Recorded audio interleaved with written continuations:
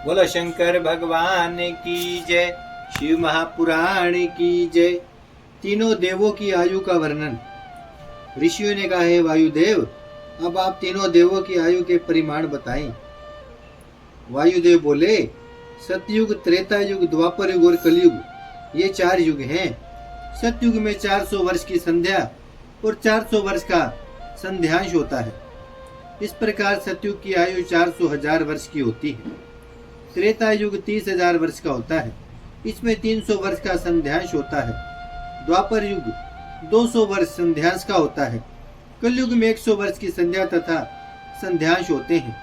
एक संध्यांश 12,000 वर्ष का होता है। जब चारों युग के 1,000 वर्ष व्यतीत हो जाते हैं, तब एक कल्प होता है। इस तरह 71 चतुर्युगी का एक मनवंतर होता है। एक कल्प के मध्य में 14 मनु होते हैं।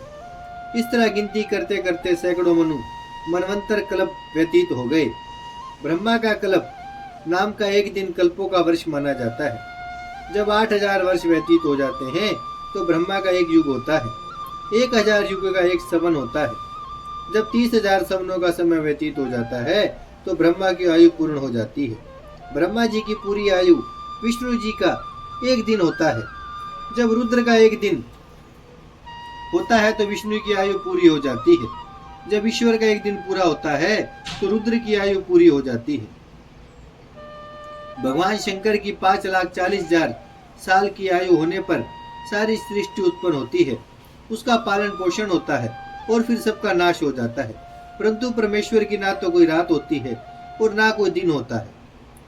प्रलयकर्ता का वर्णन। प्रथम रूप से परम ब्रह्मा में शक्ति उत्पन्न होती है। यह माया है। उस माया रूपी शक्ति से प्रकृति उत्पन्न होती है। प्रकृति से समस्त संसार की उत्पत्ति होती है। यह संसार 5 कलाओं से परिपूर्ण और अप्रकट कारण रूप है। इसलिए भगवान शंकर ही सृष्टि, पालन और संहार का कार्य किया करते हैं।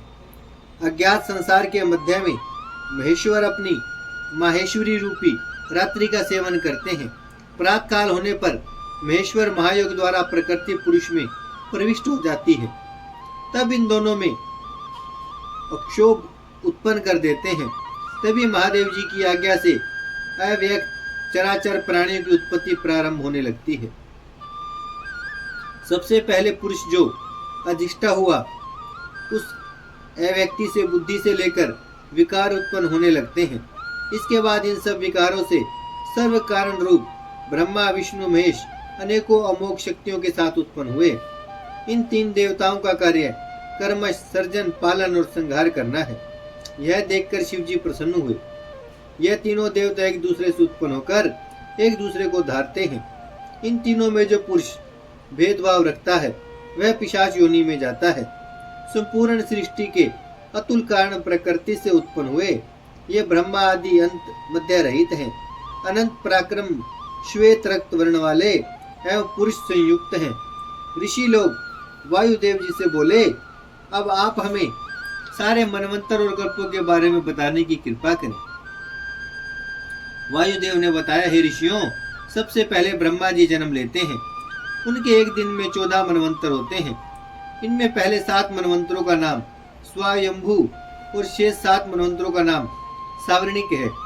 इनमें 7वां मनु बेबसवत है। जब पहला कल्प समाप्त होता है, तब प्रलय की स्थिति उत्पन्न होती है।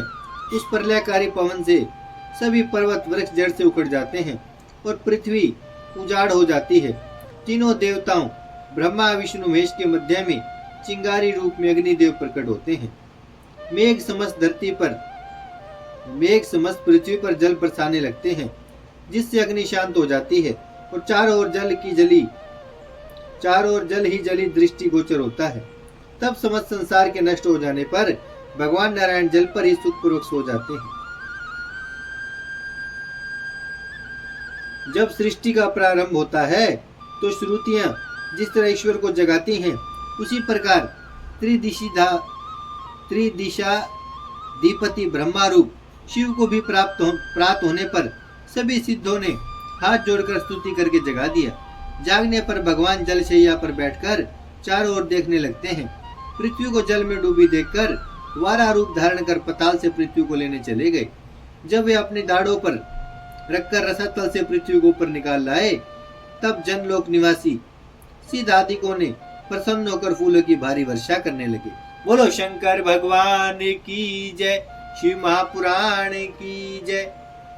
भजमन नारायण नारायण नारायण, श्रीमन नारायण नारायण नारायण, लक्ष्मी नारायण नारायण नारायण, सत्य नारायण नारायण नारायण, भजमन नारायण श्रीमन नारायण, लक्ष्मी नारायण सत्य नारायण, भजमन नारायण नारायण नारायण।